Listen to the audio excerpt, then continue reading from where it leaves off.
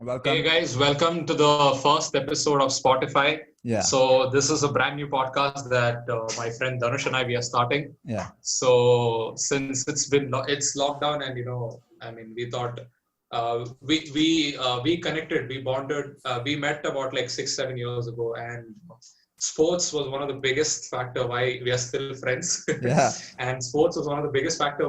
I mean through which we bonded immensely. yeah, So we discuss a lot of sports. We are really passionate about sports. yeah, So that's the reason we thought, we are no experts on any sport. yeah. Just putting it out there. We Hmm. are no analysts. We don't have any data science to back our claims. It's just opinions.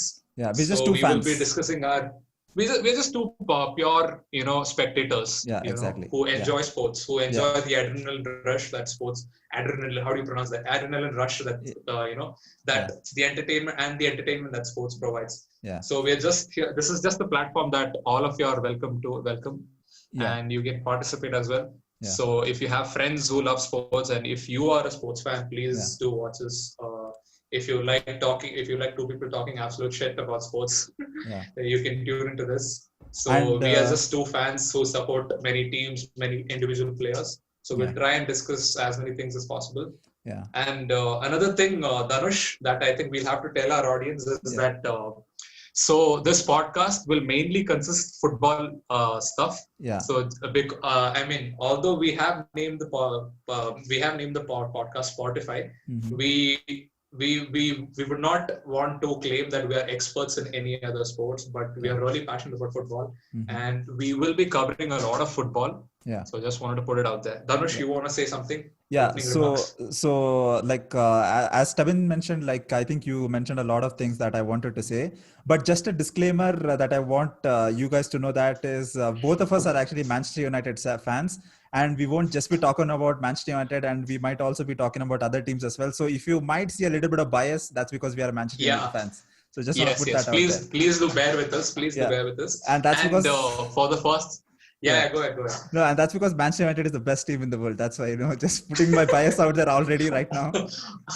I don't think fans who've been supporting throughout, I mean, United throughout, at least people who've been watching United for the last 7 years wouldn't Yeah, agree with that.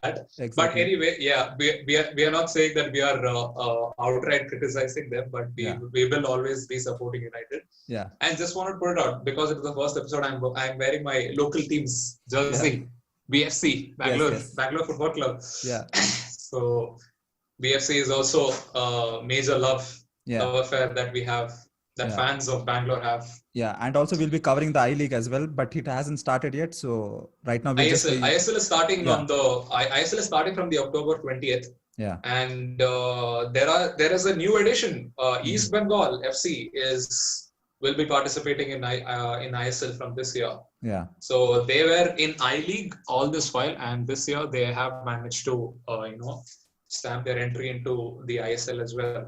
yeah, So yeah, and Atletico de Kolkata have merged with Mohan Bagan. hmm, That's another great news for Indian football fans. yeah. So it'll be exciting. ISL is going to be exciting. Yeah. And also, like, I just want to put this out there with to all the people who are listening. Like, what we want to do is not just, talk about like what we have opinions on, but also we want to build a community. So obviously, we are also planning of doing a live stream on YouTube so that, so that you guys could give your opinions in and so that we can talk about it and all that. So right now, for now, we are just doing the podcast, but go check out our channel on YouTube, which has the same name, Spotify, where we will be doing watch-alongs on some really good matches, and we'll Yeah, be we'll like, try and do watch yeah, alongs for you guys, yeah, and hopefully you guys can join us as well. yeah, Let's and see. maybe But comment in, and maybe form a community like where everyone can have a like a civil discussion, even though we are talking about sports. correct. Yeah, Yeah, we'll try and make ourselves as civil as possible, yeah, because it's quite clearly established that we are United fans, yeah, and we may not have different perspectives, because there is I mean there is no there is nobody else on the panel who has a different thought process, because the two of us are United fans. yeah, But we are more than welcome to take your suggestions, to take your opinions. Please do feel free to correct us in the comments if you yeah. feel like we are not discussing stuff that has to be discussed, or we are making any mistakes. Yeah. So yeah, that's about it. So I And think do we, I mean, what else? no, nothing. I think we I can think I start wanted the. to. I think I Is there wanted to anything? tell something else. I forgot. Okay. Anyway, Yeah, we can so I start. think I we can think. start, right? So before we actually want to get to football, but before that, let's talk a little bit about other sports so that we can just Yeah. briefly talk about it. So Right. Swabin, do you Right. have So anything? as yeah. So I just wanted to talk about what is happening in the cricketing circuit. Mm-hmm. So there is a series that is happening between England and Australia. I mean, it was just concluded. It was concluded yesterday. Mm-hmm. So Australia lost to England. It was a three match T20 series, which Okay. Australia lost to England. England managed to win the first two T20 internationals, Mm-hmm. and Australia managed to win the consolation victory. And they've managed to lose this series to England. Australia have predominantly been a weaker T20 side. Mm-hmm. They've had the arsenal, they have had the firepower, they have it in them to win a T20 World Cup, but it's just that they haven't fired on all cylinders. They haven't come gelled together as a well-oiled unit, and they haven't fired it on all cylinders. So I don't really see Australia going ahead and being a major T20 or a solid T20 force like how India or England is or Pakistan also is to that. I mean, like the West Indian side. So yeah, that's about it. And what else is happening in cricket, man? Is there IPL. anything? Oh Yeah, my IPL. God, Yeah, I IPL. wanted to ask. Yeah. IPL is starting from the 18th of September. It is going to be amazing. It is going to be held in UAE, so there will be no fans. Mm-hmm. This time it is not going to be held in India, so there'll be no fights happening on the streets outside stadiums. There'll And be no how banter. and how long is the event for? This is going to go on for about a month and a half. Okay. I'm guessing. I'm not exactly sure or not exactly sure. Yeah, sure about the schedule. Yeah. The length and the duration of the tournament, but it is obviously going to be held for over the course of 1 month, I feel. Okay. So most of the teams are in UAE, they are training, so they will be matches. The first match I think is between CSK and Mumbai, if I am correct. I'm not really sure. Okay. It was a while ago. I think it was a few days ago that I glanced. That I came across this news. I'm not really sure. I think CSK is definitely playing. I'm not sure if it is Mumbai or some other team. Okay. So that's the opening match, IPL. So this time IPL is going to be very exciting because it is lockdown and a lot of people are at home. So there'll be a lot of people who will be watching it on TV. So yeah, IPL should be exciting. And the fact that MSD is continuing his stint with CSK is another added bonus, is another added factor. It is a major firepower for fans. It is a big thing for fans to go and watch. It's an added incentive to watch. Go ahead and watch it. Yeah. So yeah, IPL will be starting from September 18th. Yeah, that's about it. And I think the CPL, the Caribbean Premier League, is happening. The semi-finals are happening. I'm not sure what's happening on that side. So yeah, on cricketing wise, yeah, that's about it. So is there anything else that you want? I think we can. No, cricket. Yeah, that's about it. And you said you had something to talk about the US Open. Yeah. Have you been following US Open? I mean, not right now, but they're still like not into the later stages of the event, right? They're still like just starting up, right? So the quarterfinals are almost over. Okay. So the first semi-final is going to be between Zverev and what's that guy's name? Pablo Morena, the guy who the guy who was playing against Djokovic, and the match was defaulted because Djokovic hit the ball against the line referee's throat. Like you saw what happened, right? Yeah. Did you see the video? I think Djokovic hit him, right?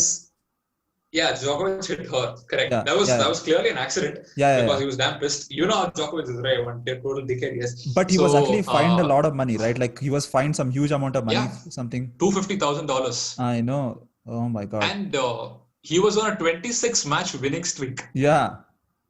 And that it ended so abruptly, and it ended in such a sad fashion because he was angry that he lost the first set to Pablo, and he angrily hit. I mean, he angrily smashed the ball again. I mean, at the back, okay, and the ball accidentally went and hit the lineswoman's throat. Yeah. And she fell down, and she had difficulty in breathing and all, apparently. And immediately the medical team rushed to her to help her out and all that Actually, stuff. I saw an article which said that because of that incident, the federation actually made him to give up his the prize money that he won, some 20 million or something like that. No, not 20 million. What are you saying? $250,000. $250,000, which That's doesn't about yeah.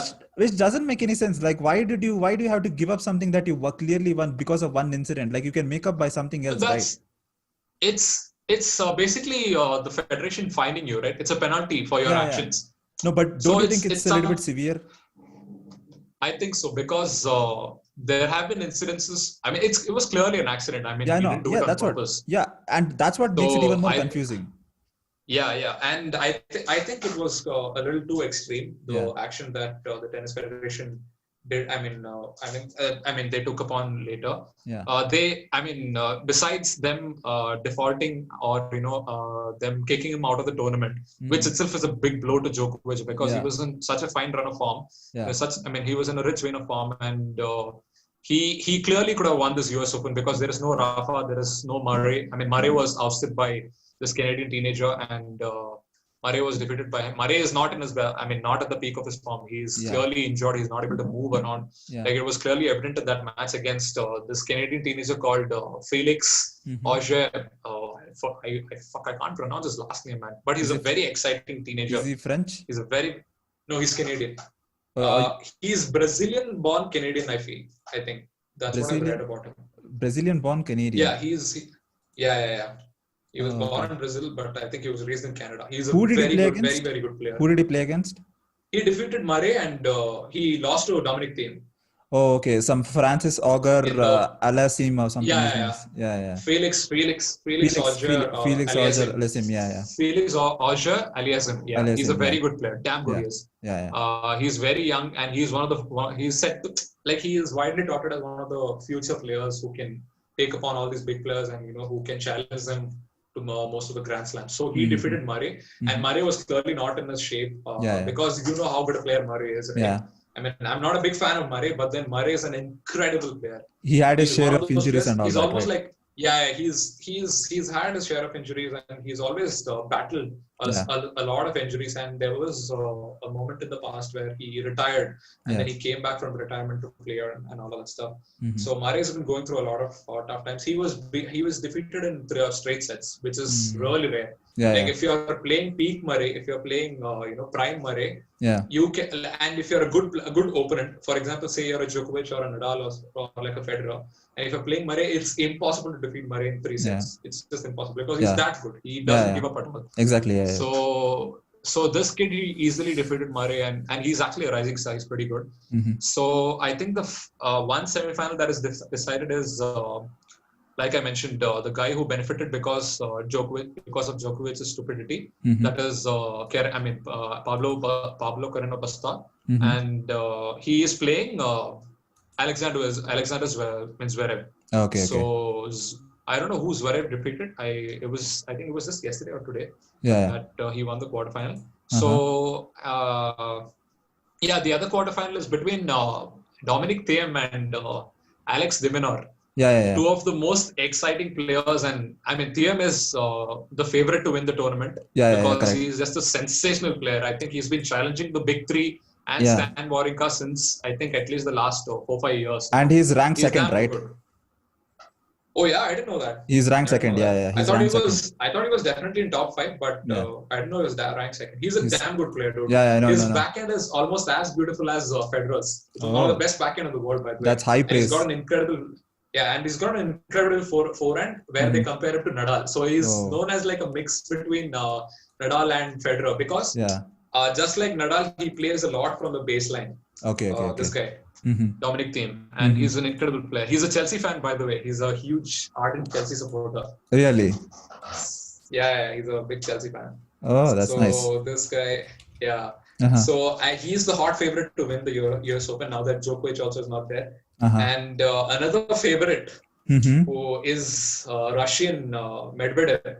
Medvedev, who's another incredible player. Who along with Dominic Thiem is is touted as the next big thing. Like, not next big thing because they're almost like 27, 28 years old right now. And they are known as like the next big 2 or big 3, just like how Federer and Djokovic and Nadal are known. Okay. Like they are known as when Murray was there, they were known as the big 4. Outside the big 4, nobody else used to win the Grand Slams, right? So these two are known to be like the next sort of Federer-ish, Murray, and Nadal-ish things because they're damn good. So Medvedev is really good. I think he has one Grand Slam. I'm not sure. So Medvedev, I don't know. Just see who Medvedev is playing.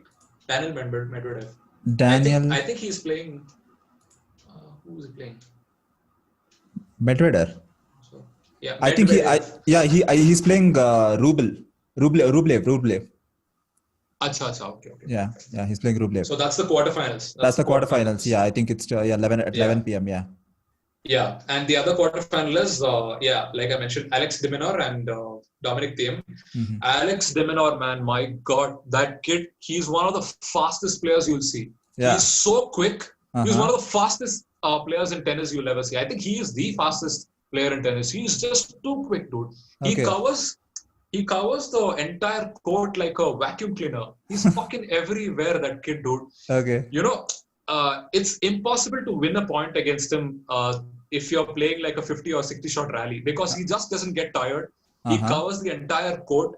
Like there's this, you should check out this video. I think it's on YouTube where he's just, it's just a practice game. Okay. He's playing Kyrgios, Nick Kyrgios. Really? And Kyrgios continuously 3-4 drops he puts. And it's an impossible drop to lift it up and play. This kid, he is, I think, 4 or 5 yards behind the baseline. From there, he runs. Whoa. He runs like a maniac to the net and lifts it up. Which is just impossible. You can hear Nick Kyrgios say in the video saying that, "Oh, come on, that's unreal," he says.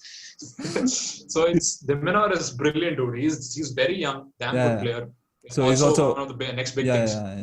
So a lot of exciting talents coming in through tennis right now. Oh, for sure. There are so many good players. I mean, also it's high time that the onus is also on players outside the big four. I mean? Yeah, like, it's high time. I mean, Federer will definitely retire in possibly the next couple of years. Nadal also battling injuries and he's far away from his prime now. Murray more or less done. I mean, Djokovic is the only threat now. I mean, Djokovic. I mean, that's one thing I'm worried about. I'm worried about him him overtaking Federer as the as the most victorious. The person with the most number of Grand Slams. Because I think Djokovic already has 15 or 16 Grand Slams. Nadal has around 18, so Federer has 20. So Djokovic can easily overtake Federer. But nevertheless, Federer will always be the GOAT anyway. Yeah, exactly. I am a huge Federer fan, by the way. Super player. RF for life. Huge Federer fan. RF for life, yes. RF for life. Always. Yeah. Always, man. Always. I've never seen a player like him. Yeah, exactly. I think no one has seen a player like him. And I don't think there will be a player like him. Anytime soon. Yeah. He's like just incredible. Like just the Messi of the sport. Like the Messi or the LeBron James. Yeah, exactly. Not LeBron or the Jordan in tennis. Yeah. And not just he is one of the widely respected players, athletes in the world of sport. True. One of the best, known as one of the best athletes in any sport. Yeah, just an incredible human being off the court as well. Yeah. So it's so hard not to like him. He's such an amazing person. No controversies off the court. Just a proper professional. And an extremely humble guy. Yeah. You look at someone like Michael Jordan and you look at someone like Cristiano. Though they are like the best in their fields, right? They still have that cockiness or the arrogance. Yeah. This guy, absolutely no arrogance. Yeah. So down to earth. Like it's reflective in the interviews that he gives. Yeah. He has such a quirky and witty personality on the interviews. Yeah. I mean, he's so well spoken and one of the most well dressed, sports person. There is that aura that surrounds him. There is grace and elegance that he emits. That you just can't help but go in awe of him. Such an amazing personality. And what a gifted player, man. I don't think like it is established. I don't think there will ever be a player like him. Yeah, true. Yeah, so and what else? In the women's section, I think Victoria Azarenka, she is into the quarterfinals or semifinals. Naomi Osaka, by the way, last year's US Open winner, she is into the semis. Serena has a quarterfinals match, I think, going on right now. I'm not sure. Yeah, right now. Serena, She looks like she's actually gonna lose right now. Serena actually had a very hard-fought victory Yeah. in the previous match. I don't know. I think I don't know who she defeated, So but right she had a now, very, very difficult victory. yeah. So right now, She was playing somebody called yeah, Pironkova. Pironka, yeah. Yeah. Yeah, Pironkova. Okay. Sure. Okay. She actually lost the first set, and Pironkova looks like she's gonna take the second set as well. So I think she might lose the quarters. Okay. Yeah. Yeah, because in the pre-quarters it was a very hard-fought victory for Serena. She had to gather all her strength and play. Yeah. So I think. But what an athlete, dude! What an athlete. Yeah. I think you could say one of the best women's player ever. I think. Yeah, but easily, not one of the. I think the best women's tennis players. Yeah. Could like be, if you put aside athletes like tennis players like Navratilova and Steffi Graf. Yeah. Outside the two of them, I think. If you compare the two of them, I think Serena is easily. She's definitely in that realm. By a mile, she is definitely above. Yeah. So So I think so. Other than tennis, so the only thing that we need to talk about is F1 before we get to football. Yes. Let's. Yeah. Break it on. Let's put some throttle. Yeah. So I think last week was the Monza Grand Prix, and I have to say it was one of the most exciting race that I've seen in F1 for quite some time. And I know a lot of people have their gripes saying that F1 has become boring because it's too safe, and McLaren, Mercedes has like started to begin a dominance that that they might like win for the next 4 or 5 years, just like a Ferrari had their dominance previously. Yeah, it's like they've monopolized all over F1, right? Exactly. Mercedes and their drivers. Yeah, exactly. it's clearly established for the rest of the races that 1-2 is definitely going to be secured by Mercedes. There is nobody. The closest challenger is Max Verstappen, but there is huge difference between Hamilton and Max Verstappen. Huge. Like there's almost a lap of difference. Exactly. When they finish first or second. Yeah. It has become so dominant that when you go to a qualifying, everyone knows that it's going to be Mercedes 1-2. Everyone knows. And it's going to be half a second lead or something like that. Yeah. It's just a normal day. That's why F1 fans went crazy when Gasly of all people won. Exactly. Gasly of all people But it was, a lot of people were saying it was the best race of the season, but I would say that it's not the best race, but it was the most exciting race. I don't know if you can call it the best race, man. If you look at it statistically and, if you look at it outside the dominance of Mercedes, then it was best because Hamilton didn't win. For fuck's sake, but I don't know how many races he's going to win. Yeah, but it was more like an exciting race because it didn't go to that usual Mercedes 1-2 or Red Bull getting sneaking past into the pole position. Verstappen finishing on the podium. Yeah, exactly. Right. It came out of nowhere. Like Gasly came out of nowhere. It was a strategy by AlphaTauri that they just shot in the dark, and luckily it found a wall and it got stuck. Luckily. Okay, I didn't follow the race race like you did. So why don't you tell what happened? Yeah. So basically, Mercedes was in pole, and everyone else no one cares about the rest because like we all know the rest is the other pack. But McLaren actually did really well, and they got the third. I think they were in the second grade or the third grade, and the race Sainz actually was on. Carlos Sainz was third on the grid. Was third, yeah. And I think the next line was the other McLaren. Norris was in the other one. So actually, like McLaren actually did pretty well. Sixth, I feel. Yeah. So McLaren has improved drastically. If you compare it from the previous season, right? Yeah, exactly. I think they've built a better car and they have incredible drivers, dude. Yeah. Who thought Lando Norris would turn out to be such a wonderful driver? No. He's actually a pretty good driver. Like they actually put him up with Charles Leclerc as like the next F1 drivers who's going to take challenge for the championship. It's just that they don't have better cars. Right. That's it. Like a lot of people say that F1 is going to get even more exciting if you take Verstappen and put him in instead of Bottas. Like the fight between Hamilton and Verstappen. Exactly. I've always wondered this. Do you think this is a question I have for you. Do you think if Hamilton and Verstappen switch teams, will Verstappen win? Definitely Verstappen. Can Hamilton defeat Verstappen? Definitely because Verstappen is mental, dude. He's fucking mental. Definitely Verstappen. What a driver, dude. I think easily one of the best drivers in the last 10 years. Easily. And also he actually has a record, right? Like when it comes to Red Bull, since he has been in Red Bull, I think even in the previous team as well, he has always outperformed his teammates. Always. That's actually a record that he has in F1 right now. Like he has always outperformed his teammates. imagine Daniel Ricciardo, fucking Daniel Ricciardo being playing second fiddle to Max Verstappen. Exactly. Daniel Ricciardo was a sexy driver. He was an amazing driver. Yeah, imagine him being, overshadowed, or him being overshadowed by somebody as young as Verstappen. I think Verstappen joined Red Bull when he was 18 or 17, right? Yeah. 17 or 18. Yeah. And he's been a sensation. He's been a revelation since then. Yeah. So that's why they've invested heavily in Verstappen. Yeah. So it's almost like they don't even care about their second driver, right? Exactly. Yeah. So coming back to the race, like it was such an exciting race, and also there was a lot of stupidity in terms of the Mercedes team as well, because of their stupidity, I feel like Mercedes team was the one who actually cost Hamilton his pole, because they should have told his driver that they didn't inform him. Correct. Yeah, they didn't inform him, saying that the pit lane was closed, don't come in the pit lane, but they didn't say that, and he lost his pole because of that.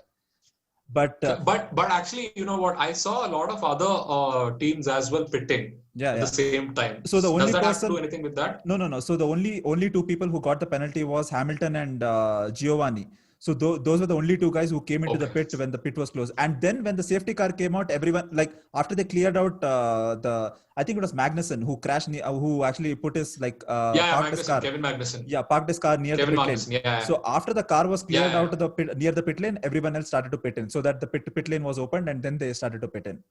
But these guys just went in. Okay, so when the safety car is out, you can't go and pit. No. So what happened? Is that what you're saying? No. So what happened was Magnussen actually parked his car near the pit lane, right? So I don't think he parked his car. I think he went and crashed into. No. He parked his car. Like there was a mechanical failure, so he just parked his car on the side. So what happens is that actually creates like a dangerous scenario, right? Like if someone might crash into him and all that, and when stewards are like trying to take the car inside, like trying to clear the car away from the track, right? So they have to close the pit lane so that it doesn't create a dangerous scenario for other drivers and also for the stewards as well. So because of that, they closed the pit lane. Got it. And they told that, just follow the safety car until we clear out the car. Obviously, the Mercedes team didn't mention it to Hamilton that, the pit lane is closed and all that. So he just came inside and he did his pit and he went out. But Gasly, actually, it was such a nice moment. And actually, Gasly, dedicated his victory to France and also another driver named as Antoine Hubert. Oh, he passed away last year in Formula 2. Formula 2, yeah. So he passed away in the Spa-Francorchamps. So he had a terrible crash in which he lost his life, right? So he actually dedicated this victory to France and also to that driver. And that's because they grew up together. Him, Gasly, and Leclerc.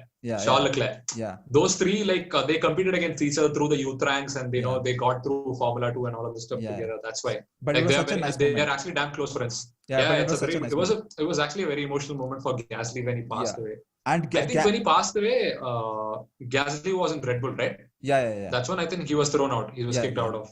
I think he just expired his contract or something like that.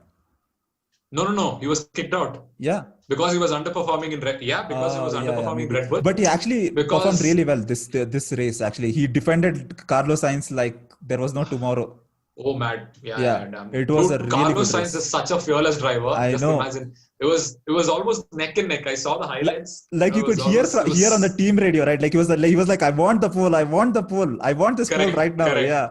It was such an exciting race. And you don't expect that from someone like Gasly, because this is from the perspective that when he was at Red Bull. Yeah. Because he always used to finish 8th and 9th and a lot of times outside the top 10. Because he didn't have it. He was not as brave as Verstappen or someone like Albon is today. Yeah, right? Exactly. When it comes to overtaking and all, he used to get, I don't know, nervous all of a sudden, and then he used to retract back. I don't know why that used to happen to him when he was in Red Bull. He's maturing as a driver. But that was one of his major criticism. Yeah. That was one of the biggest criticism when he was in Red Bull. Yeah, but one of the most exciting race. I hope this kind of thing that continues on until the end of the season.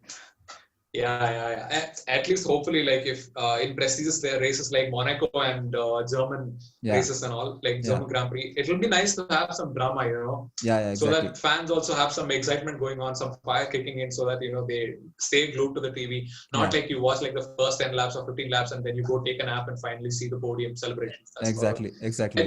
that's what it's been happening for the Yeah, last yeah, at least 4 5 years yeah, because yeah, of yeah. the dominance that Mercedes has. And I hope the new rules that is gonna come into effect next season, I hope that it changes that.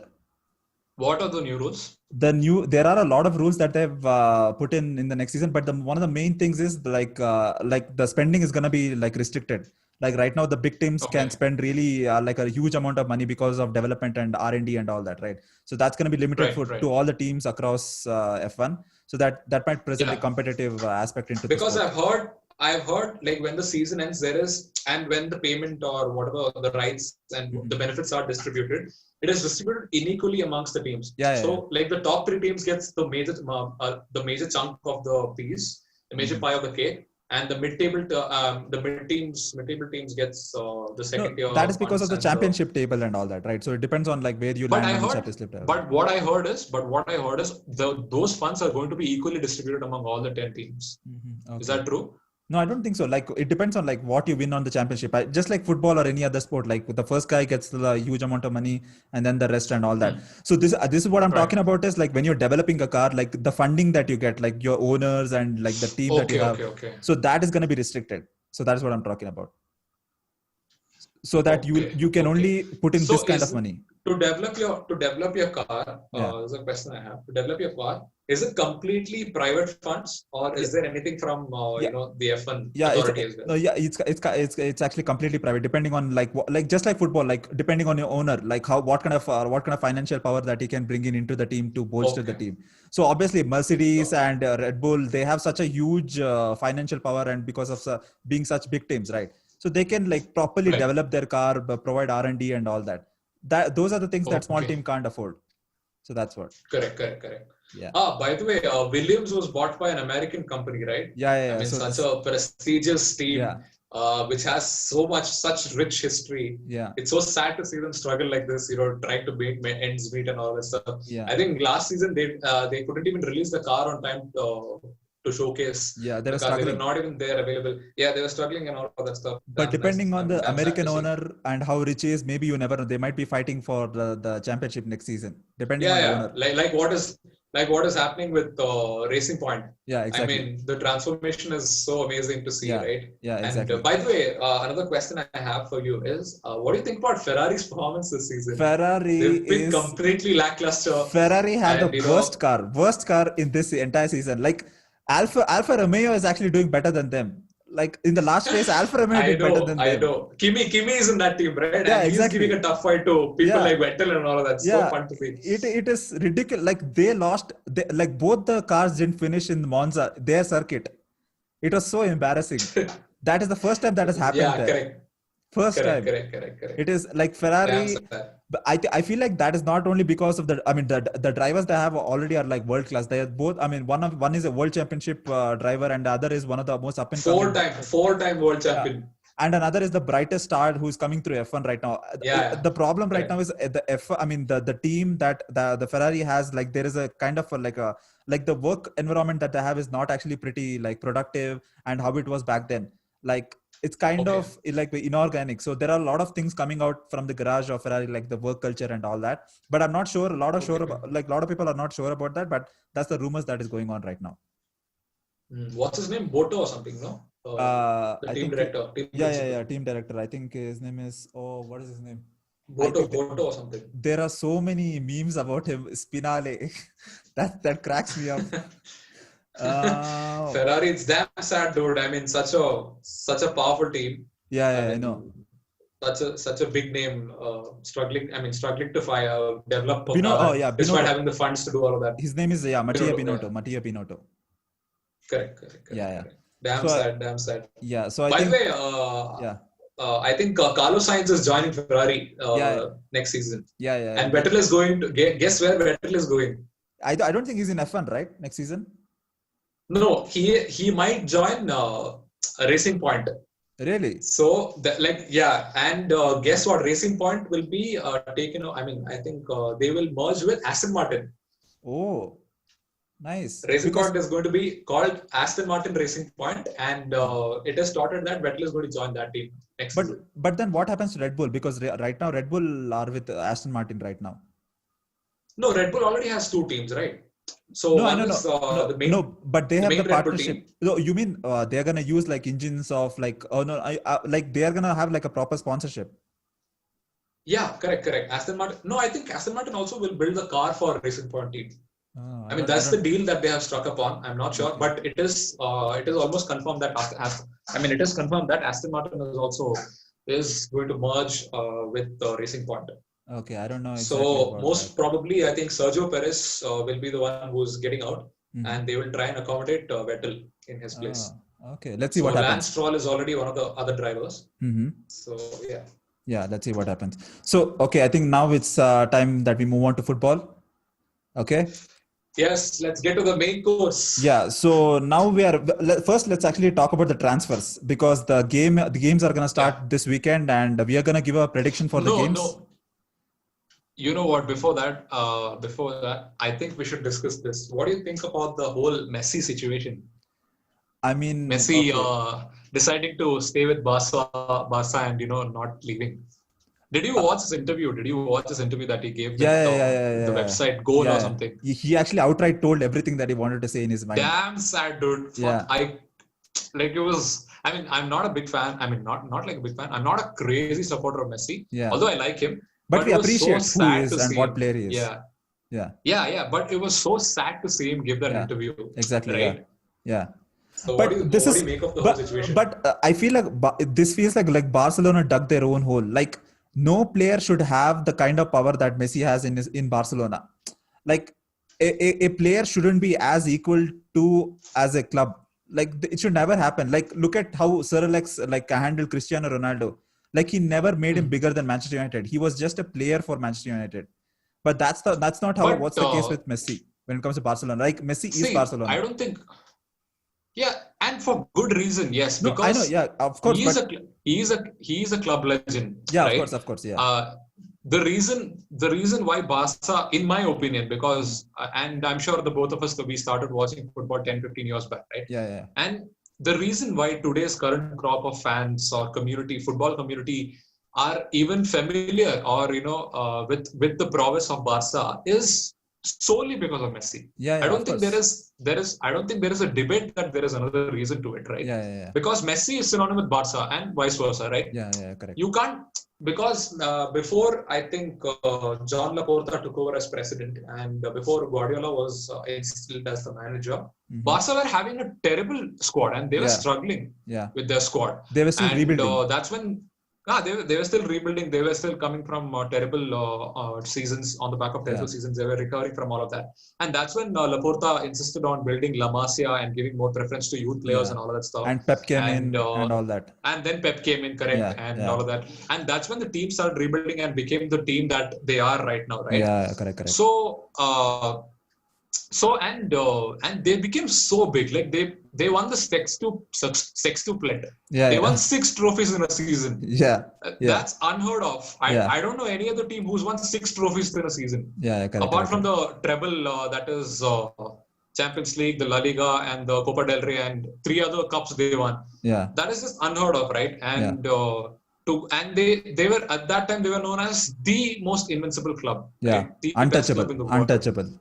Untouchable, and mainly for good reason. That was the time Messi peaked as well. I mean, it is still unknown if Messi is still at his peak or not. Yeah. But and he's a club legend. We all know he is the greatest player in the history of football. Yeah. And there is so much commercial benefit as well. Because Messi is associated with Barca. Barca has reaped a lot of benefit. Yeah, true. And it is absolutely sad that they are trying to exploit his loyalty. Yeah. So you know what happened, right? So there was in his clause, in his contract, there was one clause which said that you can leave. You have the freedom or you have the luxury to choose when to leave. Yeah. So you can choose.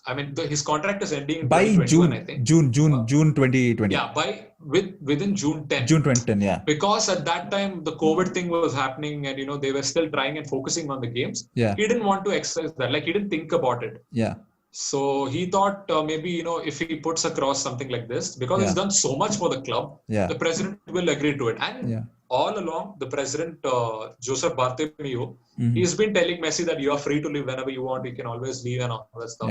But when the moment came that when Messi wanted to leave, like, if you are somebody who respects your player who's done so much for you, then you would want to bring the sky from the sky down for him, because of the contribution that and the Messi and the impact Messi has had. But they were like, no, fuck you. We are going to take you to court. You pay 700 million, then only we can let you go. And guess what? La Liga is in on it as well. La Liga are saying that we won't let you go. Do whatever the fuck you want. If we have to choose between you and Barca, because obviously for business interest they will choose Barca. Obviously, they're like, we will side with Barca, so you go fuck yourself. But it's like in that saga, no one won. Like, no one won. Everyone came out as loser. Everyone came out as a loser. Like, Barcelona lost so much of reputation. For sure. Like, we don't even know if he's going to play the entire season, or maybe he might, like, maybe be uninterested. Like, we never know. Who knows? Yeah. But he openly admitted, no? He said that I am so hurt by fans are questioning his loyalty. Can you believe? Exactly. Man who's been there, who's given everything for 20 years. They're questioning his loyalty. So what else can you expect? I think this is the fuck up with all these La Liga teams. Look what happened to Ronaldo, CR7 and Real Madrid. Right. The same thing. It's almost a similar episode. What is happening in Barca as well. Exactly. Yeah. I mean, it's like Real Madrid and Barcelona are spoiled, like, because they get like the best players in the world, and they're spoiled. Like a lot of Real Madrid fans say that, like, Cristiano Ronaldo, the only club that actually respects him is this former club, like Manchester United fans. Even if he is in Real Madrid, like, they still love him.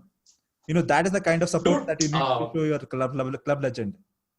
Correct. Speaking of Ronaldo, yesterday I think he scored 100 goals. I mean, he scored his 100th goal in international football.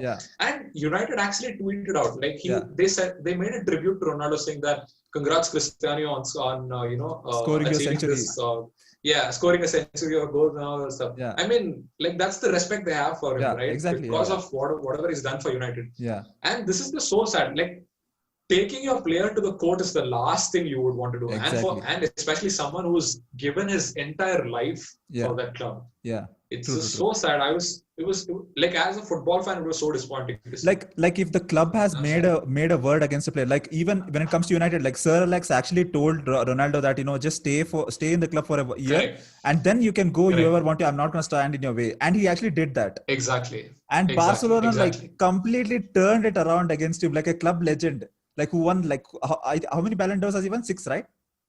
6 Ballon d'Ors, yeah. 6 Ballon d'Ors. A player was won 6 Ballon d'Ors and so many Champions League trophies and La Liga titles. He's won 34 titles with Barca. That is ridiculous. And you ridicule a player like that, your club legend. I don't think there'll be as good as a player like Messi for the next 100 years in football, not just in Barcelona. Correct, exactly. Right. And you like ridicule such a amazing player, like, especially at the age where he's trying to, like, slowly transition away from football and to his family and his personal life and all that. Like, this puts, like, that's what, like, La Liga, like this teams like Real Madrid and Barcelona, they're kind of spoiled. Like, the fans are spoiled. Like, we get like the best players in the world. We can go buy anyone we want to and all that. Because they've been getting nothing but the best, right, for the last half a century or a century. They've been nothing but the best clubs in the world. So this is how spoiled for choice they are. And even when it comes to Real Madrid, arrogant they are. Even when it comes to Real Madrid. Oh man, I hate that club. Like, I'm not a fan of either of the Clasico teams. I don't like Barca as well as Madrid. I mean, but Madrid is just outright bully, dudes. Look at how they treated Cristiano Ronaldo. Look at how they treated Bale. Like, the guy won the Champions League for you guys. Like, the Champions League winner. He scored the Champions League winner for you guys.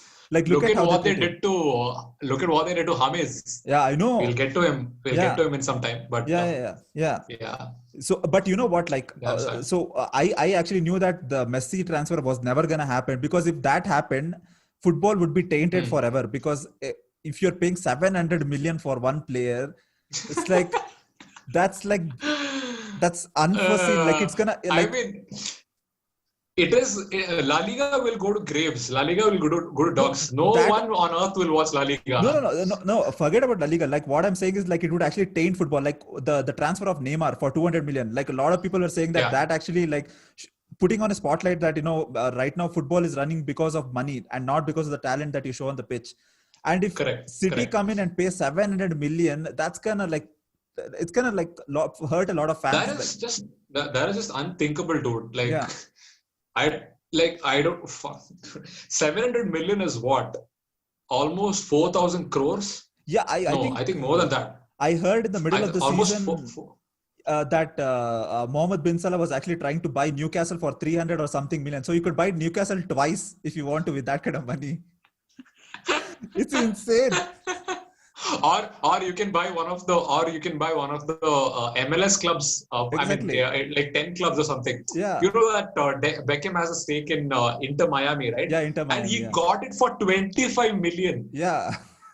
at an age at a time when if you have to own a club franchise, you have to pay a minimum of 300 million. Yeah. Beckham Exactly. got Inter Miami for 25 million. So you can buy hundreds of Inter Miami clubs. Basically, you can buy like half of the MLS or more than half of the MLS entire teams in MLS. It's bonkers. Oh fuck! It doesn't make any It's sense at all. absolutely mad. Oh Yeah, God. correct. Okay, then let's move on with something else right now. So let's move on Yeah. to Let's the talk transfers. Yeah, let's talk about transfers. So first, let's talk about Manchester United because that's our club and we are running the podcast right now. Because So it's a choice. yes, it's quite obvious, guys. Yeah, It's quite yeah. obvious. Obviously, yeah. You know. So you guys have to listen to it. That's it.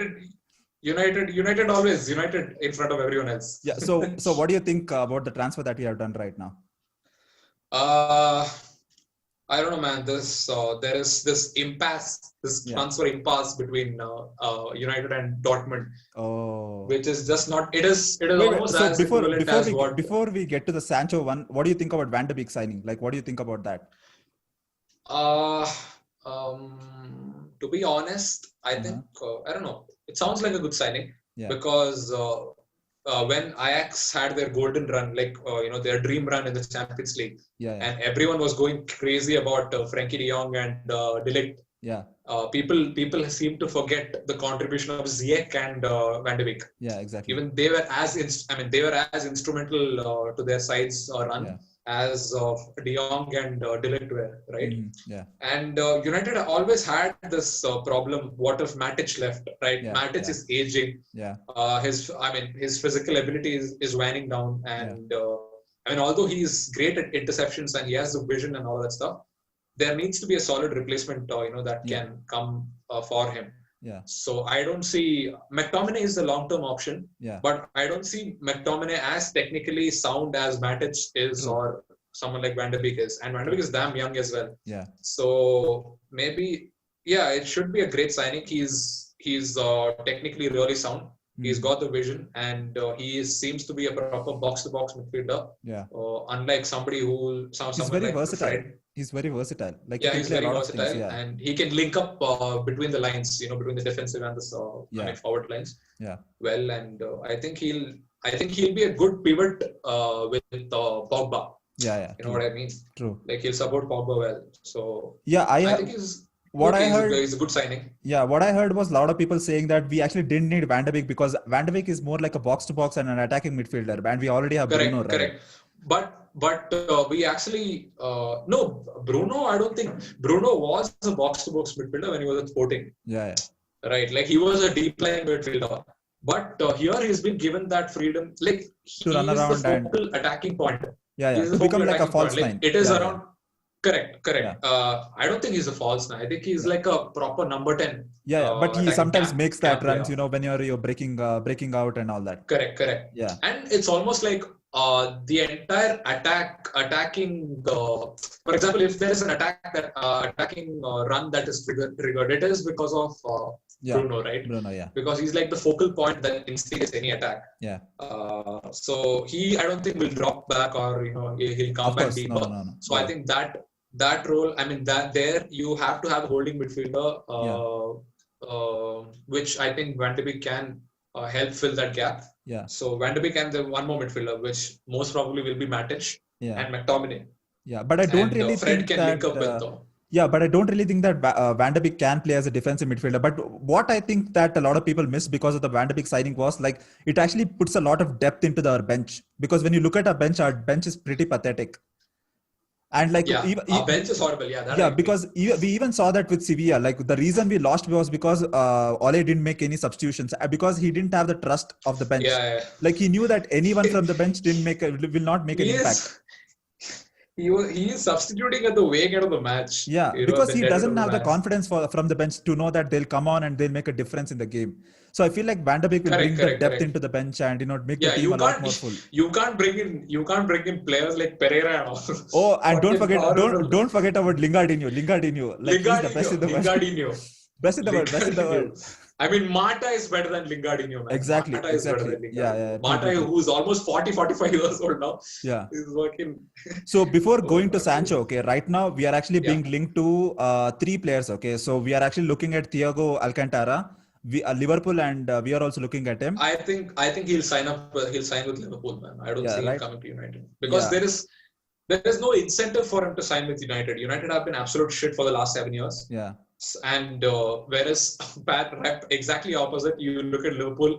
I don't even understand why Liverpool needs to sign anything. Of course, they need to back up. They need to have backup players, and they need some creative influence. With Wijnaldum leaving now for Barca. Yeah. So Alcantara will be a great addition to Liverpool for somebody who's as attack minded as Liverpool is, and Alcantara fits them perfectly. Yeah. So I don't see a reason why he would come to United. Yeah, and that's what I think too. Like if Gini Wijnaldum leaves Liverpool, I think Thiago is going to Liverpool for sure because they need the funds to pay the buy-in as well. So for sure. And okay, so the other 2 players are the 2 left backs. One is from Real Madrid, Reguilon, and the other one is Alex Telles from Sporting. No, not Sporting. I think he's from.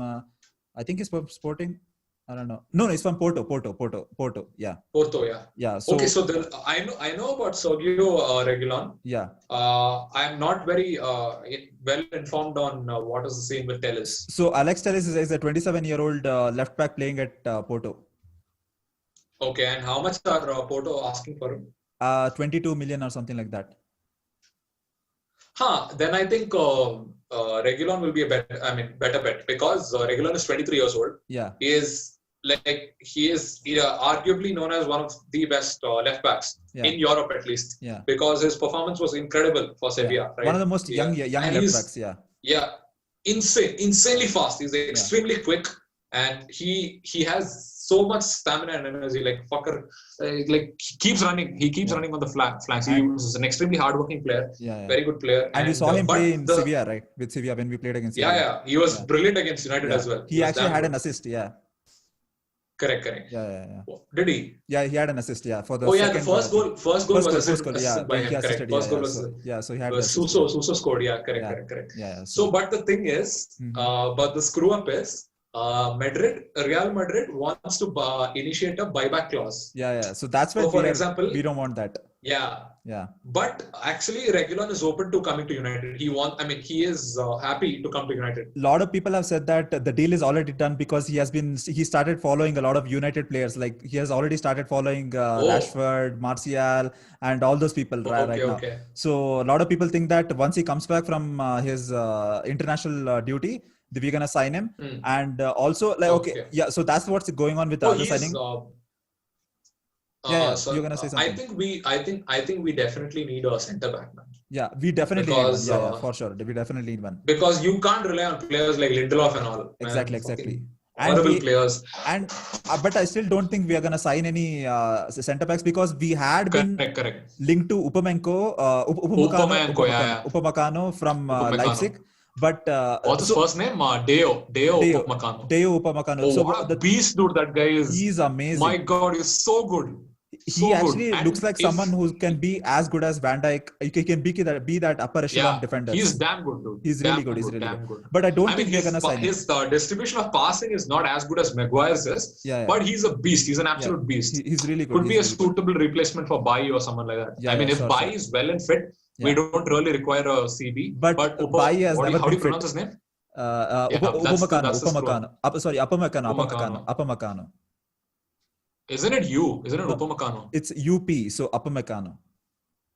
Okay, okay. Yeah, I Upamecano. think he would be a perfect fit for United because he fits the profile of the kind of player that Yeah, United wants. yeah, definitely. So I really wish because Julian Hagelsmann, he said he confirmed that he's staying this season Yeah. and he will be open for transfers from the next season. So Actually, hopefully next season we can try and get him. not just because of that. Like I don't think United will sign him, because if we want to sign him this season, we have to pay 60 million for him. Okay. No, the fee is around 53 million. I read it 53, on. yeah, I some read it 60 somewhere. with add-ons and all that, 60. Okay. But don't you think he's worth for 53? He is No, very young no, but the and thing with he's a long-term prospect. He could be a yeah, but the long-term thing prospect as well. yeah, but the thing is, if you, I mean, if we sign him 60, if we sign him this season, will it will cost us 60 million. Okay.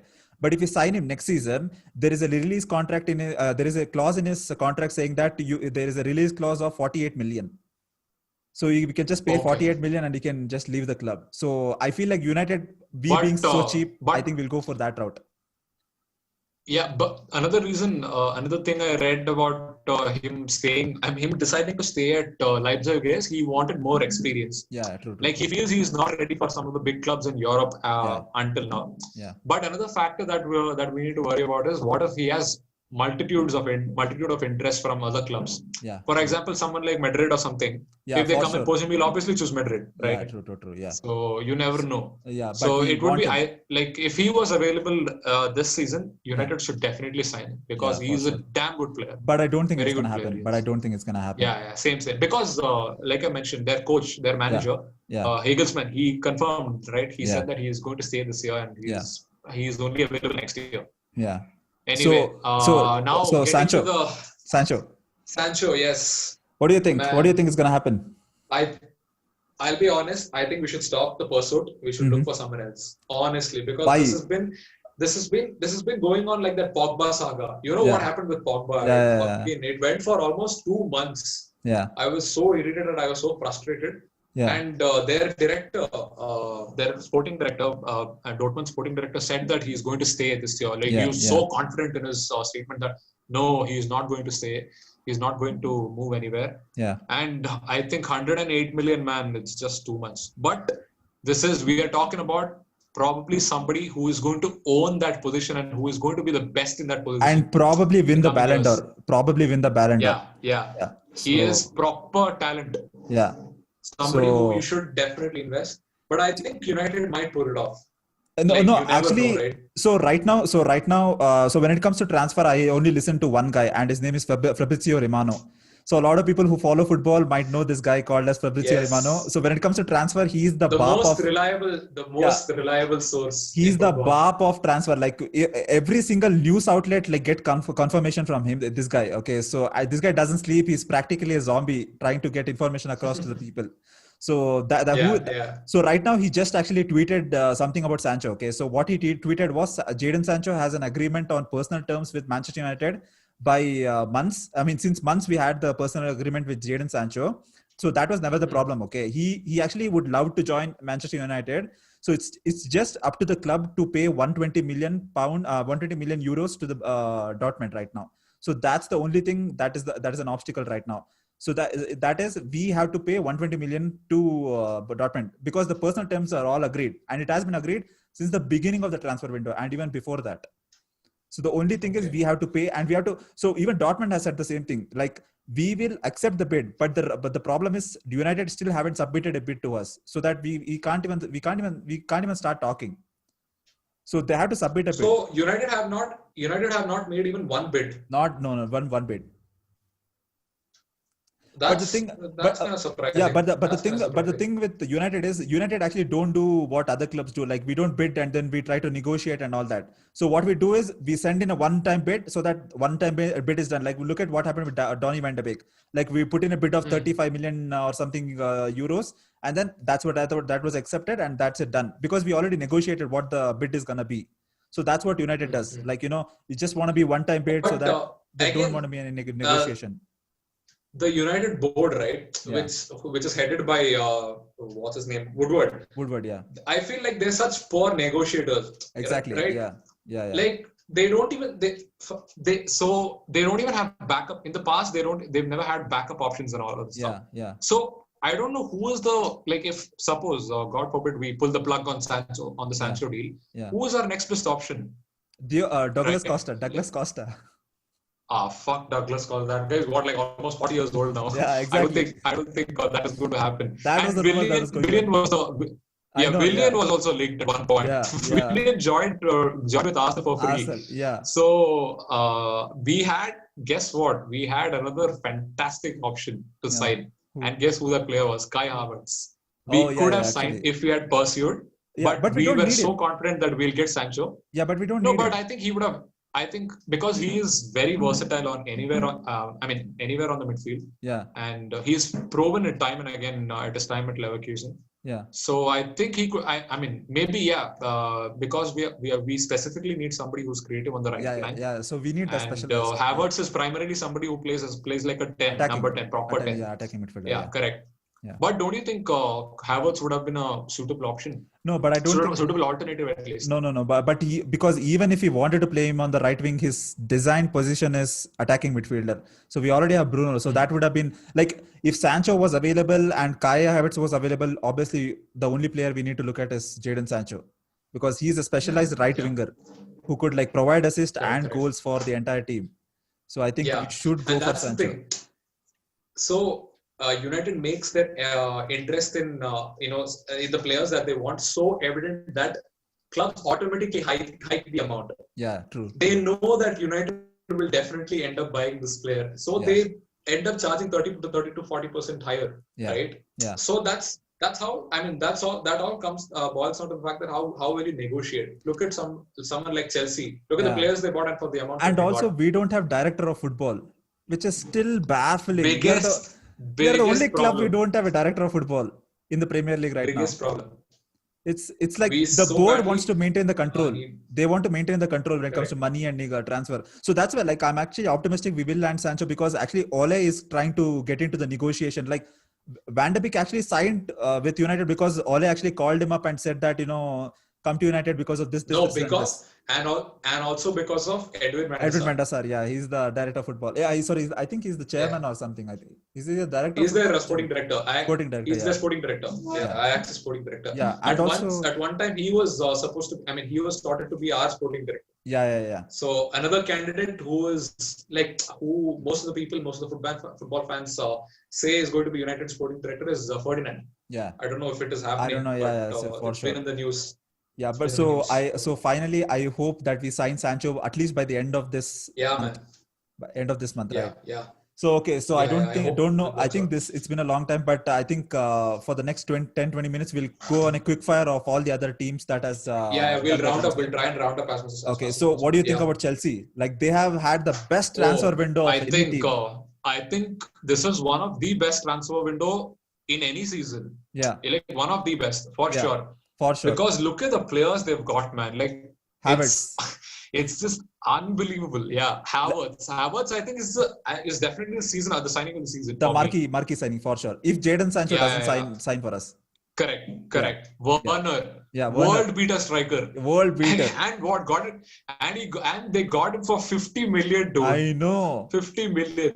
That is such a steal price. He's definitely in contention for the Golden Boot for next year, for sure. Yeah. I mean, the plans that Lampard has. Yeah. I mean, I think he will definitely flow into the system and fit into his style. Like he's gonna run amok in the Premier League right now. Like the defenders are gonna be terrified. He's a good dribbler. He can shoot like outside the box from anywhere you want to.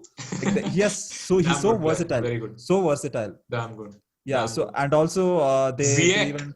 My God, Ziyech. I can't believe how underrated he is like amongst the football circuit. Like not many people are talking about him as they're talking about like a Havertz or someone like a Sancho. Exactly. Because Ziyech is one of the most creative player I've seen in the last 2-3 years. Yeah. He was incredible in the last 2-3 seasons he played for Ajax. And also his left foot. That left foot is like a sniper. Oh my God. Magic. Dude, the assists he gives. Yeah. It's so good to see him play. I love Ziyech, dude. I'm so jealous that they've got Ziyech and Havertz because I really like Havertz as well. Like the only player who I've seen who has got as good as a left foot as him is Ian Robin. Oh, yeah. Correct. Like his left foot is amazing.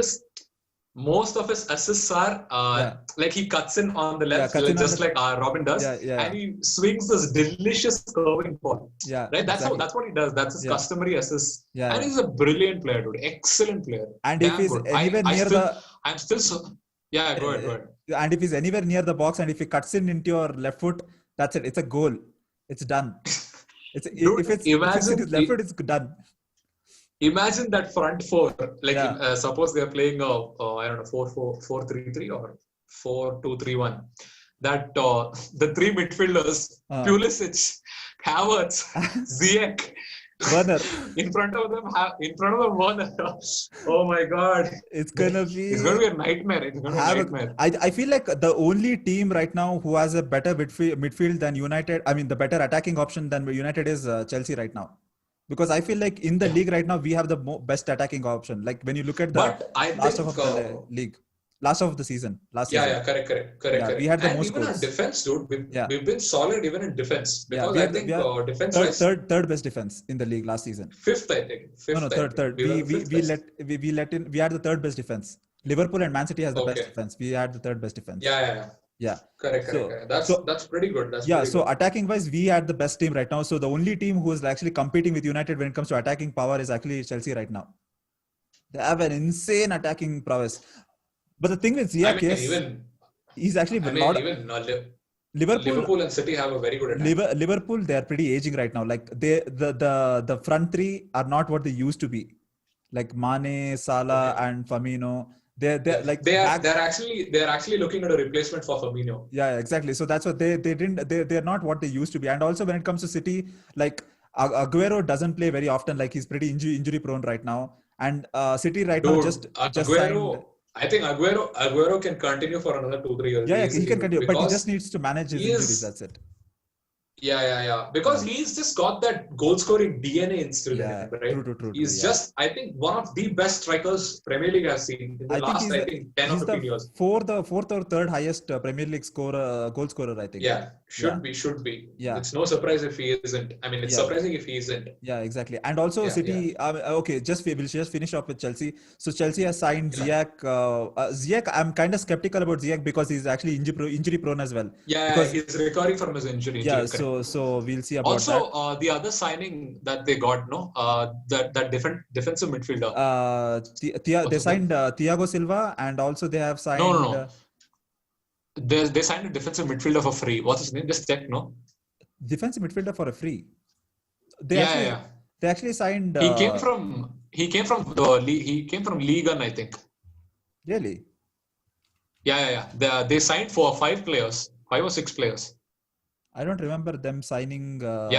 Just see. Who is the player along with?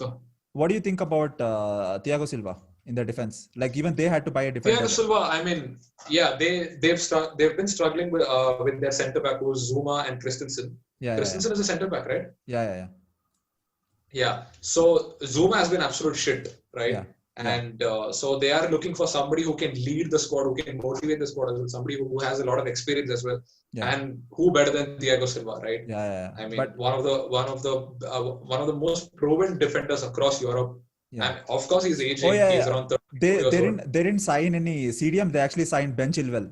They signed a left back. Yeah, that's the one that I forgot. No, they did sign. Just look at all the all the people they signed.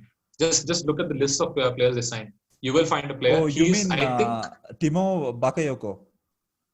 No, not Bakayoko, man. That was a long time back. They signed. No, I think they signed him from Monaco. Yeah, they signed him this season. Not Bakayoko. Bakayoko they signed 2 years back. Yeah. Just look at all the players they've signed. There's one player I don't remember which club he's from. Shit, man.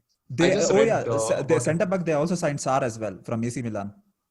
I think he's from AC Milan. Malang Sarr, right? Yeah, Malang Sarr or something. Yeah. Him, that guy.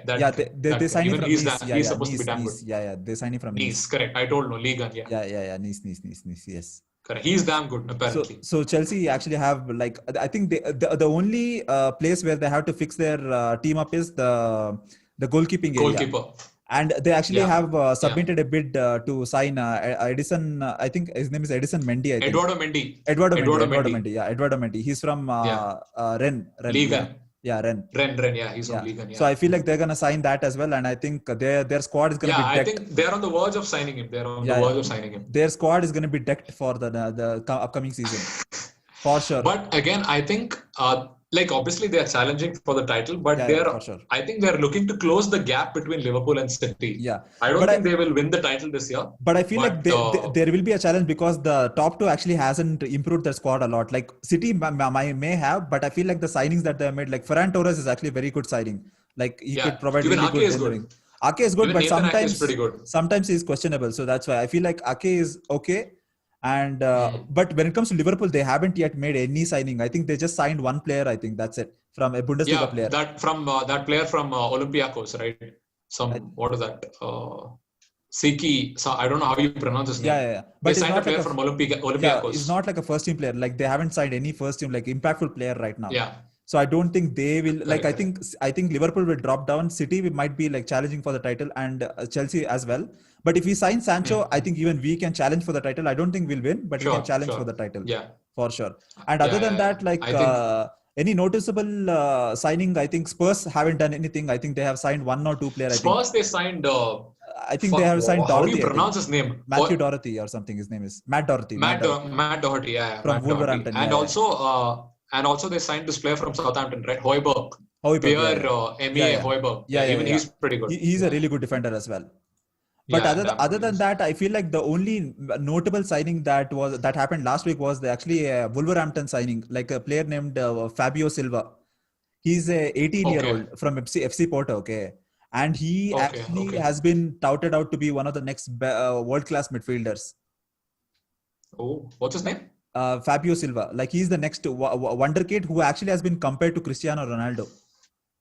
Wow. Yeah. Fabio Silva. Is he from one of those Brazilian, South American countries? No. He's a Portuguese player from FC Porto. Like basically, like he's been compared to Ronaldo, like how what's his name?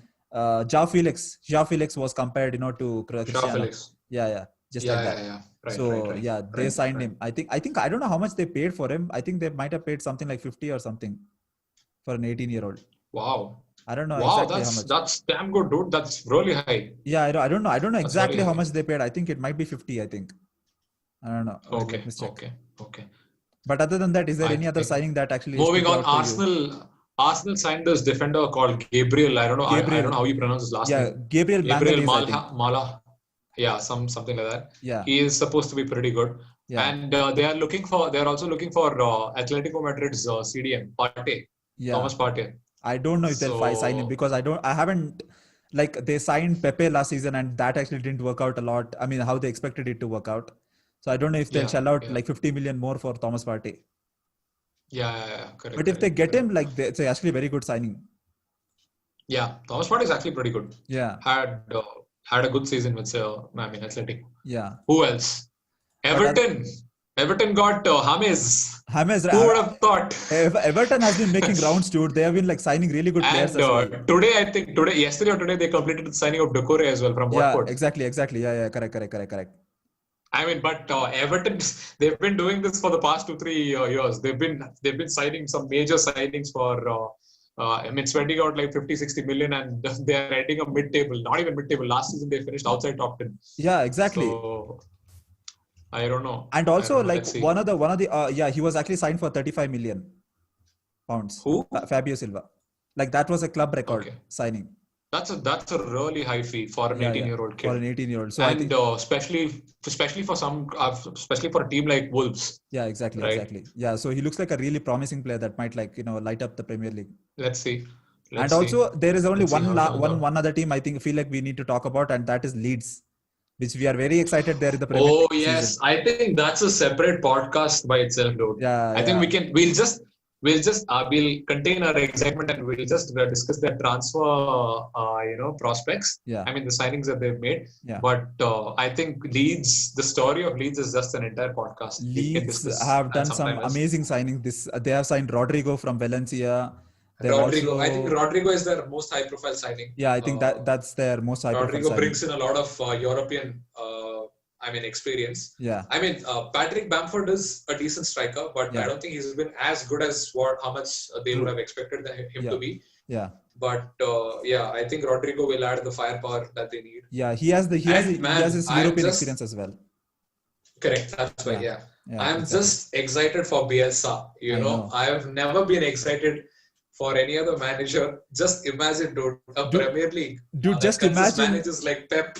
Imagine the day, like, you know, when United play against Wolves, that takes you back to those days, you know, when Leeds. When United play Leeds. That takes you back to that day. We are actually used to like compete for titles, right? So that takes you back to the days. Leeds United is one of the most supported club in the world. Can you believe? Somebody who's been there in the championship, who's been relegated to the third tier, and they're coming back to Premier League after 16 years. A team like that is one of the most supported club in the world. From champions all the way to the bottom of the English football leagues. Like they have a story. Their story is insane.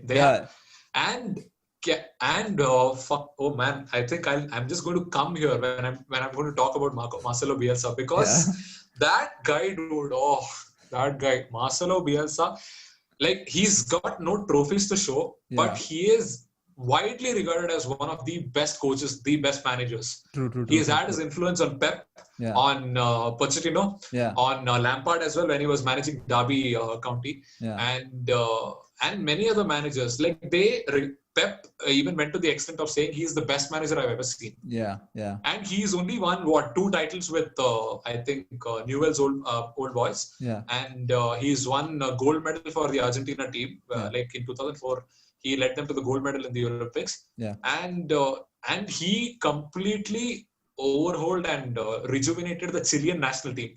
National team were nothing when he took over them.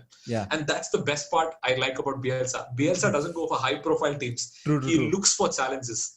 Because he's that kind of a maniac. He's a mental manager, dude. It's gonna be amazing. For teams who are struggling, and he resurrects them. It's gonna be amazing him having in the Premier League this season. And guess what? The first match Leeds are playing are Liverpool. Klopp versus Bielsa is just going to be fun. I hope someone makes a documentary on Leeds coming back to the Premier League and what goes on throughout the season, so that people can look. Dude, there is a documentary. No, I'm talking about this season. Leeds on Amazon Prime. This season. This season in the Premier League. I'm sure they will renew them because it's just 1 season old. They will definitely. Guys, please check out. It's called Taking Us Back Home or something, Leeds United. It's on Amazon Prime. It's an Amazon original documentary. One of the best sports documentaries you'll see. Damn good. You guys should. All the football fans who are watching this needs to understand the story of Leeds. It's the history that they have. Correct. It's a very, very, very solid story that they have. Exactly. Like, the club was propelled because of the fans, right? The club was propelled back to the limelight because of the fans. I mean, the reason that they are Leeds today is solely because of their fan base. Exactly. So I think with that, we'll just end it off, but we'll end it off before giving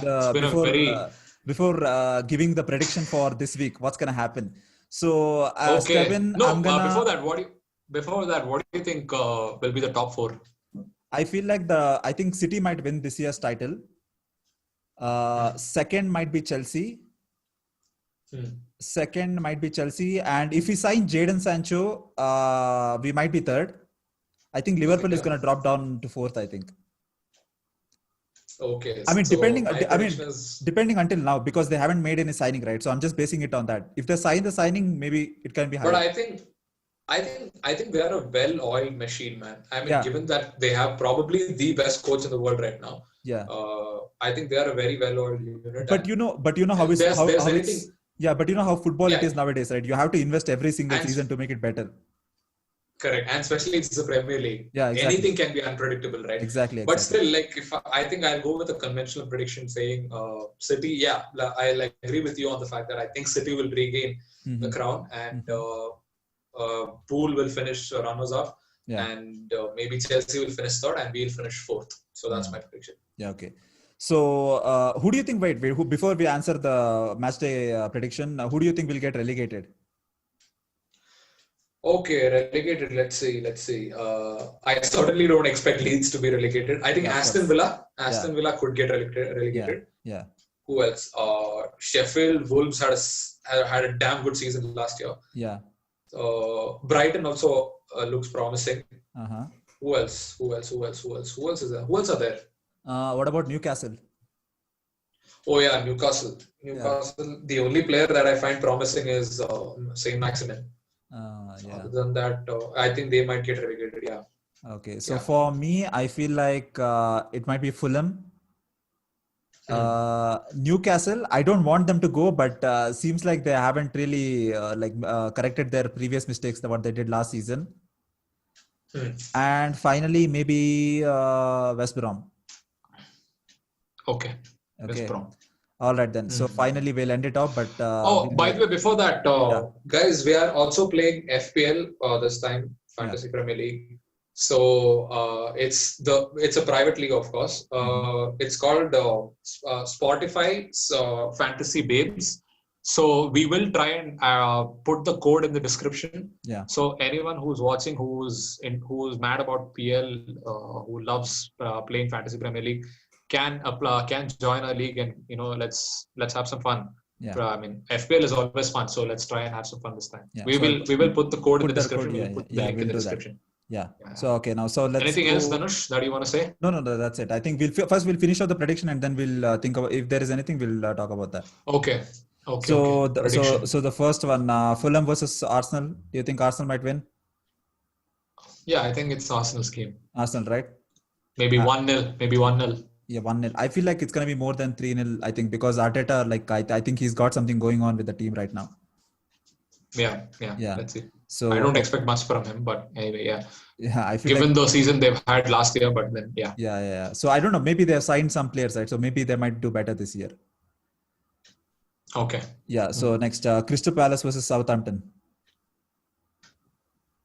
I think should be. I don't know. I haven't followed both the teams so much last year, so I can't really comment on that. But what do you think? I think Southampton. I think they still have the firepower. I think we should cover the top 6 teams. Okay. And not all these Chudumunu teams. Okay. Then okay. Liverpool versus Leeds. That's the big one. Oh, that's going to be the game of the week. Yeah. I think it should be a draw, man. I don't know. Maybe Liverpool might edge Leeds 2-1. Otherwise, I'm predicting a 1-1 draw. Yeah. Or maybe like 2-2. Yeah, let's see. I being romantic, I want Leeds to win 1-0 maybe. Yeah. Of course, I want Leeds to win. Yeah, but I feel like Liverpool might edge it out. I think this will be the first game that Leeds play in the Premier League. I think they might need time to settle down in the league. So I think going up against Liverpool, I don't think they might win this game. But I would be so happy if Leeds win this game. Yeah. Dude, I really wanted to put Leeds. I mean, it's quite outrageous and outlandish to even think about it. Yeah. But I really wish Leeds finish in the top 4, man. Yeah, I know. Yeah. I know it's something totally unrealistic, but then even if they can't do top 4, at least top 10, top 8. Yeah. Because we have seen Sheffield United achieve that last season, so I feel like they can do it. Correct. And even Wolves did really well. They finished 7th. They finished ahead of Arsenal. So I feel like they can do it. It's completely possible. You never know. So what do you think about West Brom versus Leicester City?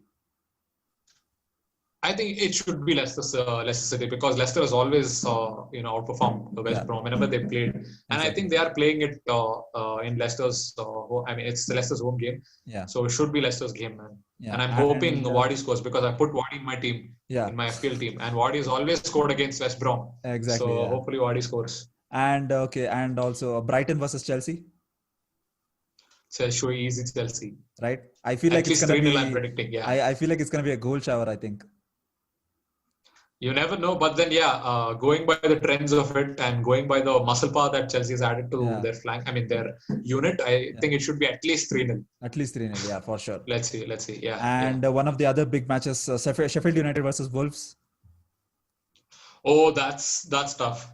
I think Sheffield might take this home. Really? Sheffield might edge Wolves, yeah. I feel like Wolves will take it because I think they have strengthened their team. They have a damn good attacking side. Yeah, and I feel like they'll wreak havoc when it comes to attacking. So I feel like I think 2-0 Wolves, I think. I think Sheffield might edge them out just 1-0. Maybe 1-0. Okay. Let's see. Yeah. Let's So see and who comes out triumphs yeah, on and this. finally another big match, Tottenham versus Everton. Oh, I think it should be a draw. I Yeah. feel because Tottenham haven't played. I mean, since the lockdown. Since the lockdown has been lifted and Premier League has been reinstated. Hmm. I don't think Tottenham Spurs have been that attractive in their football. Yeah, yeah, yeah. So it should be a draw. It may be a goalless draw or maybe max to max 1-1. Yeah, yeah, yeah. Even I think so too. But I feel like Everton might play really well because they signed James and also they have signed another guy as well. Yeah. So I feel like if they start, I think I might edge it out to Everton because we know how Jose tries to play his game, right, defensively, right? Right. Yeah. But I would still feel Spurs Draw, can yeah, get draw. over the I line think, on yeah, this. I think so. Yeah, if Harry Kane A comes draw, back and either all a that. draw or they can. Yeah, I think Spurs could win. I think could win. If they're having a bad day, then only the draw. I think I don't feel like Everton might win. Yeah. Yeah. So yeah, that's it. I think. On that note, it's been quite a long podcast. I feel. I know. I feel like we could have done even longer, but I think for the first episode, I think this would be much more than enough. I think. Yeah. Because this is how passionate we are, guys. Like we are. See, we are again making it very clear. We are no experts at all. Yeah. It's just fan perspective. It's like any other fan you see on the street who talk about sports. Exactly. We are just two ordinary fans who are very passionate. We are doing this solely because we are passionate about sports. Yeah. And we will continue to sort of try and put out our opinions. Yeah. And please feel free to let us know in the comments what topics you want us to discuss. We will try and put some effort into and also the YouTube channel discussing about that. Yeah, and also the YouTube channel is going to be in the description, so just go check it out. So if you want to leave any comments and your opinions. By the way, we also have another podcast channel which is called the Match Podcast, where the two of us and two of our other friends discuss a lot of social issues and a lot of fun stuff. So we will link that channel in the description. And also Dhanush has his own YouTube channel which is called What the Dan, where he does a lot of fun stuff like reacting to crazy videos and games, he does a lot of reviews on games. Yeah, video games and movies and shows. So it's very interesting. So we will link that channel in the description as well. So go check it out, show us some love. Because this is the first episode, we need a lot of support. We need a lot of support to spread out. So please share as much as possible. Like the podcast, and that's about it, man. That's it, right? So and that's it. And thank you for listening, guys, and we'll see you in the next one.